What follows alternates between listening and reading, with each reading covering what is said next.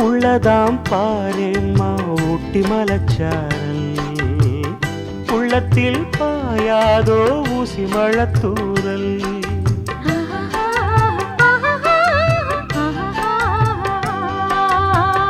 என்னவோ ஏதேதோ இன்பம் பிறந்தாச்சு